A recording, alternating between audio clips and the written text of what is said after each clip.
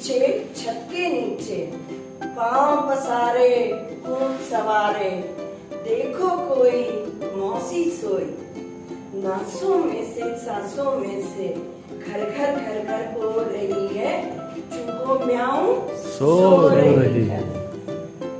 मूंछ मरोड़ो पूंछ सिकोड़ो, मूंछ मरोड़ो पूंछ सिकोड़ो, नीचे उतरो चीजें कुतरो, नीचे उतरो चीजें कुतरो, आज हमारा राज हमारा, चूहो म्याऊं सो रही है।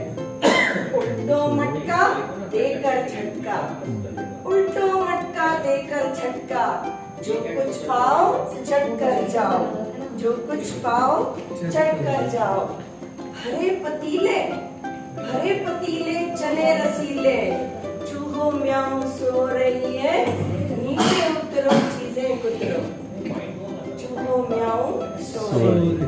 तो ये हमारी जो कविता है, कविता जब बच्चे पढ़ते हैं तो हम इसे एक्शन के साथ जब जोड़ते हैं तो बहुत अच्छी तरीके से सुनाते हैं और उन्हें बहुत मजा भी आता है। तो मैं चाहती हूँ कि ये कविता अब आप भी पूरी करें, ठीक है?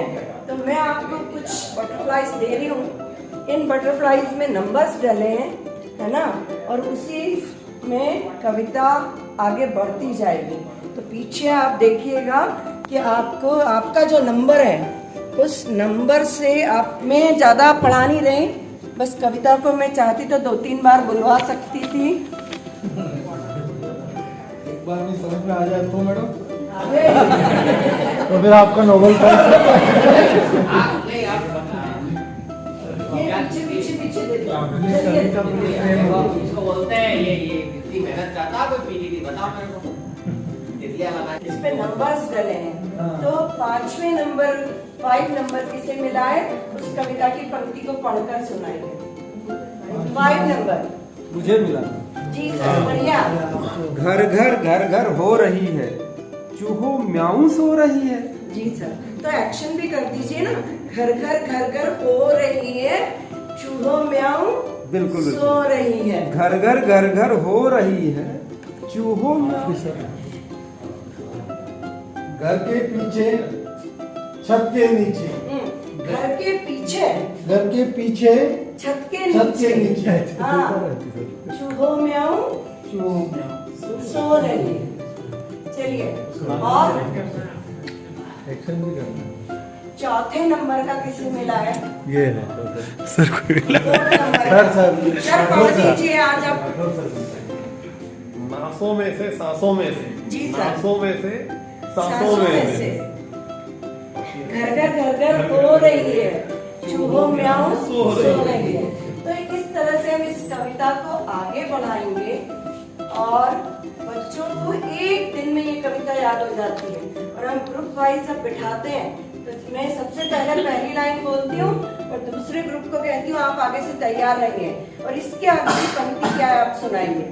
और कविता याद होने के बाद हम उसके कठिन शब्द लिखते हैं और पढ़ते हैं। तो उससे जुड़े हुए कुछ प्रश्न हैं इस कविता से, तो मैं आपसे पूछती हूँ, आपने सुनी तो है कि एक लाइन की उल्टो मटका देकर झटका, जो कुछ पाओ चट कर जाओ, आज हमारा राज हमारा, आज मची है चूहा शाही, डर कुछ भी चूहों को नहीं है, चूहो म्याऊं सो रही है। तो आप मुझे थोड़ा सा बताएंगे, चूहों ने क्या उलट दिया? मटका। चूहे क्या करने लगा? चूहा चट कर गए। यस, चूहों को किसी का क्या नहीं था? डर। चूहों ने घर में क्या मचा दी? तबाही। ये शब्द एक नया है बच्चों के लिए, तो ये ऐसे शब्द में कुछ जो बच्चे पहली बार सुनते हैं, मैं उन्हें लिखकर भी लाई हूँ कि जैसे कुतरने शब्द लिखना और पढ़ना और उनके लिए थोड़ा सा नया है। फिर एक शब्द है तबाही हो सकता है कि वो फिल्में वगैरह देखते हैं तो तबाह करते हैं। भीम अक्सर कहता है कि मैं ये घर तबाह कर दूंगा, उनका इरादा तो सुना हो सकता है पर नया है। डर तो मटका उन सब ने देखा है। तो जो शब्द इस कविता में आए हैं उन शब्दों को हम लिखते हैं और उन शब्दों को हम 3-3 बार लिखेंगे। और फिर आजकल हम एक नया तरीका, बच्चे सारी मात्राएं सीख गए हैं, तो हम एक नया तरीका कर रहे हैं कि हमने कॉलम बना दिया कि बिना मात्रा वाला शब्द यहाँ लिखेंगे तो उसमें बड़ा मजा आता है कि कितनी जल्दी कौन लिख लेता है। और सिर्फ हम पहले अक्षर की मात्रा लिख रहे हैं। फिर यहाँ पे आ की मात्रा वाले, ए की मात्रा वाले, ओ की मात्रा वाले शब्द लिखते हैं।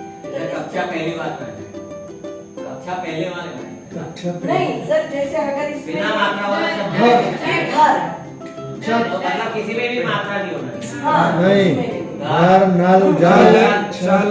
और जब कभी दो मात्राओं वाले शब्द हैं जैसे पीछे, हाँ। तो हम उसमें सिर्फ पहले अक्षर की मात्रा ही देखेंगे। तो हम अगर पीछे लिख रहे हैं तो ये हमारी बड़ी की मात्रा वाले शब्द हैं, ठीक है। और उनको अब हम अनुस्वार भी सिखा चुके हैं।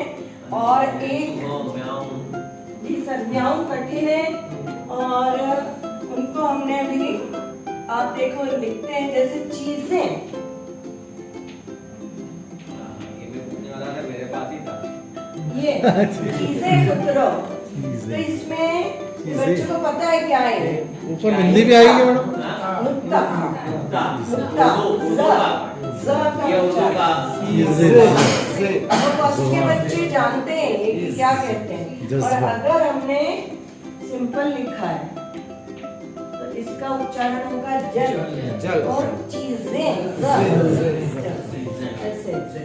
तो अनुस्वार सीख लिया, चंद्रबिंदु सीख लिया। अब फर्स्ट के बच्चे मात्राएं पूरी सीख चुके हैं और तो बच्चा पढ़ा है क्या मत नहीं आता है। तो अपने पास खड़े रह के लिखवाया तो वो ला बनाया। उस लड़की ने तो ऐसे शुरू किया, यहाँ से नीचे और फिर ऐसा कर दिया, जबकि हमको हमेशा शीर्ष रेखा खींचनी है।